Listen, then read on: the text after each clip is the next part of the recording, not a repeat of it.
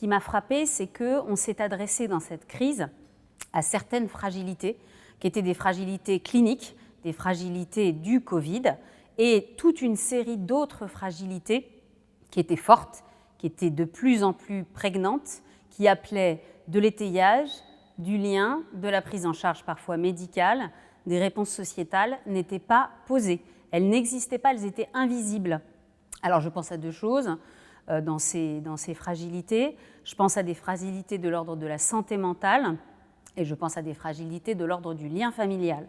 On a vu des violences privées se démultiplier sans réponse et on a vu des stress et des anxiétés de tous ordres liés à l'activité économique, liés au confinement, se démultiplier également sans réponse. Je suis donc frappée de ce que, au moment même où on parlait d'une hyperfragilité des êtres humains, on en regardait une partie infime et on en négligeait une autre.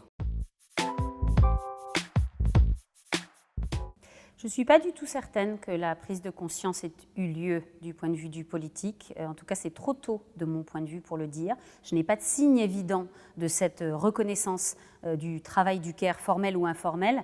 Ce qui me semble très mauvais signe, c'est à quel point on veut rattraper ce care informel, familial, par le monnayable.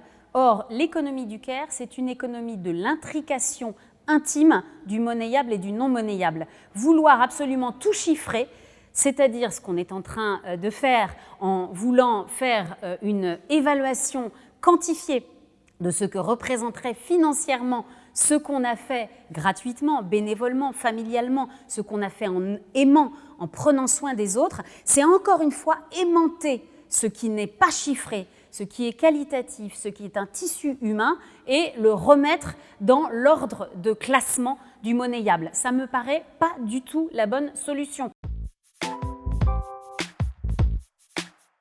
Dans un care qui marche bien et qui marche longtemps, il y a des loyautés successives, il y a des cadeaux faits à l'autre qui ne sont pas des poids écrasants, qui ne sont pas des dettes sur l'avenir, mais qui sont des circulations.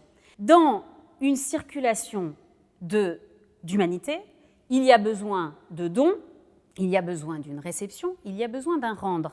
Ça veut dire qu'un salarié d'une entreprise qui n'est considéré que comme quelqu'un qui reçoit un salaire, on n'a pas du tout compris qu'il a besoin de recevoir bien plus qu'une gratification financière, mais une reconnaissance, et qu'il doit pouvoir lui-même rendre quelque chose de cette reconnaissance du point de vue du petit plus, du supplément d'âme, de l'initiative, autrement dit de la marge de manœuvre.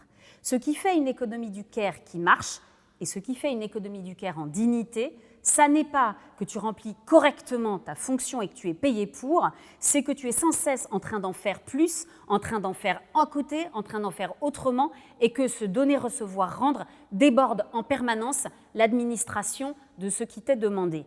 Ça crée quoi?